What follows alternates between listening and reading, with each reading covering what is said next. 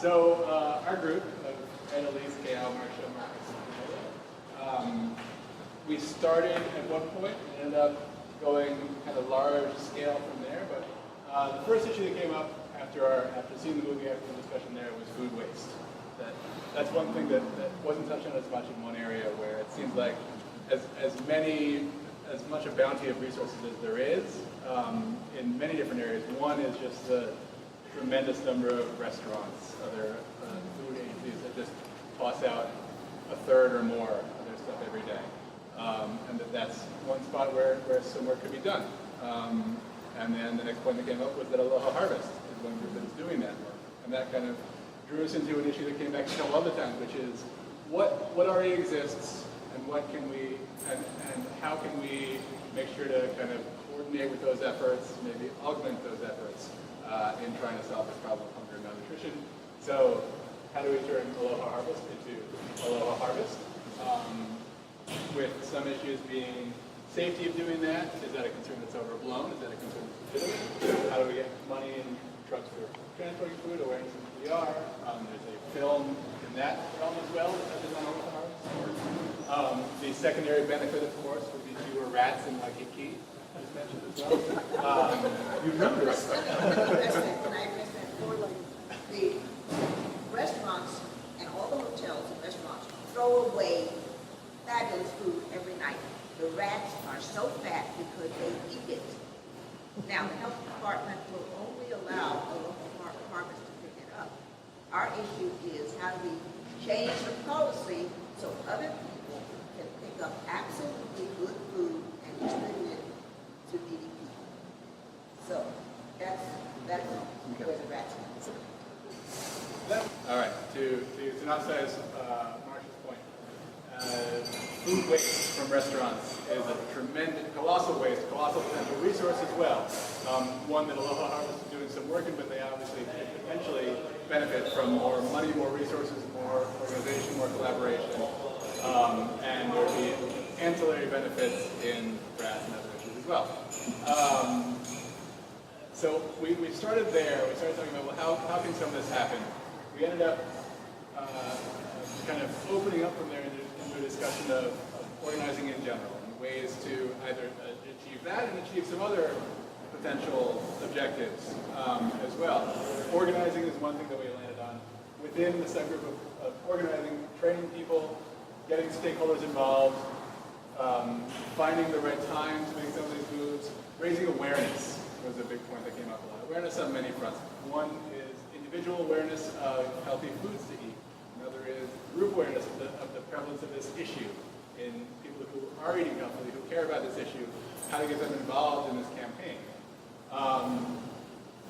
And then the question came up, of course, of applying this film to that, right? It's a film about the continental U.S. primarily that focuses on Colorado and Philly. Hungry kids in Hawaii have never been to Colorado or Philly for the most part. And so how do we make that something that's more applicable to the local issues? And then we kind of talked about, well, what are those local issues? You know, and kind of just started rattling off things as a way to think of what can we focus on here. The big one was how much food is imported into a land with the best agricultural resources in the country. 85% of the food comes from far away. There's only 2 weeks worth of food on the islands at any one time. Costco was cited as a major source of this problem. But also part of the solution. It's the cheapest place to get fresh vegetables on the island. The value of the local spirit, of family, of ohana in potentially driving any actions that go forward. The ability, as we mentioned, to grow fruits and vegetables. And then touching on Hawaii's specific problems as they relate to hunger and malnutrition. What are the numbers in Hawaii of kids who are hungry? Food deserts, issues like that. Where can we get those numbers to be able to use them? What's the actual consumption of fruits and vegetables here? One thing that was brought up in the film, which people really resonated with here, was the penalty for success. Right? That once people get high enough in salary to get off of food stamps, all of a sudden all that assistance is gone. And then the issue of local food, local produce from a farm not being able to be used in the school right next door. It's an issue that is possibly maybe the greatest sort of contradiction in the local debate, at least. And so off of that, we started thinking, well, what kind of actions can we make off of this? And before we get to that, the question also was raised, this is not the first time a list like this has been made. Right? This has come up before. Many people in here have worked on these issues, have touched on them and thought about them for a long time. The Food Policy Council was one group that had a list like this 2 years ago. What happened? And then the question, of course, came, well, how can we coordinate things like Aloha Harvest, Food Policy Council, this group of people, and how do we overcome limitations on time, varied issues among the groups, and maybe having too many cooks in the kitchen. So that's just some stuff that came up.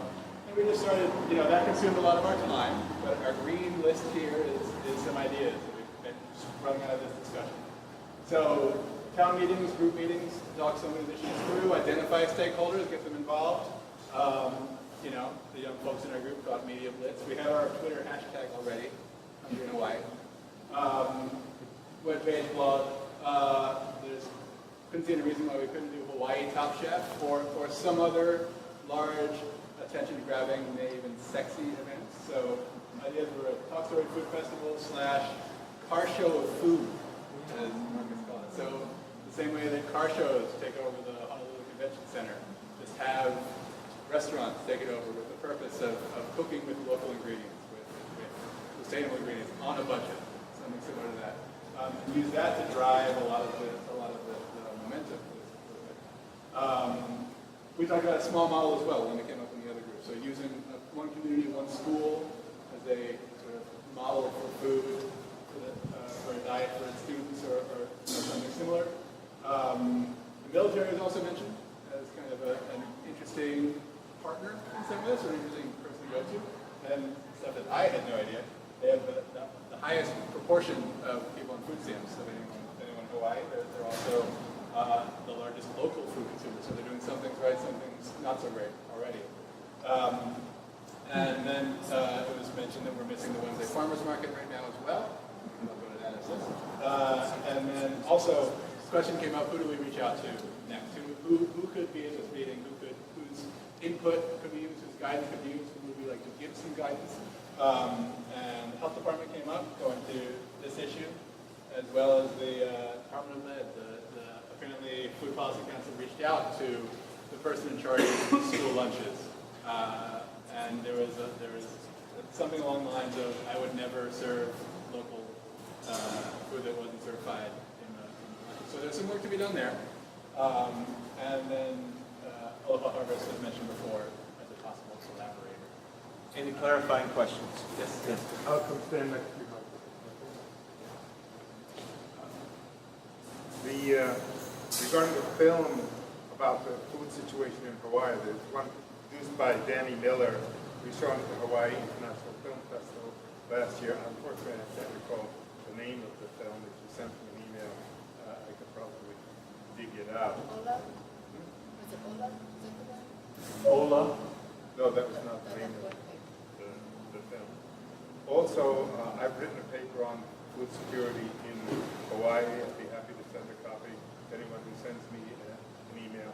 It's due to come out in a chapter in a book scheduled to be published by the University of Hawaii Press called Diet for Small Island, edited by Aya Kimura. It's been in press for a long time. It seems to be, well, it's in press, as they say. I can send a copy to anyone who wants it. Also, with regard to the Hawaii Food Policy Council, it is scheduling a large open meeting, at least for council members, on August 15th. There's not been a public announcement on that yet, but if you go to if you find the website of the Hawaii Food Policy Council, the information will be coming up there. If you sign on to be a member of the council through the process available at the website, you'll get information on that. There are activities related to food issues going on in town all the time. For example, there's a North Shore Food Festival coming up early August. There's a variety of activities. There's activity in Waimanalo. There are things going on all the time.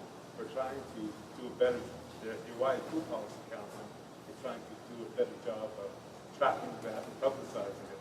It's an endless struggle, as you know. Thank you, George. Can I- Anybody else? Clarifying question? Clarifying? At the very top, you see change local policies.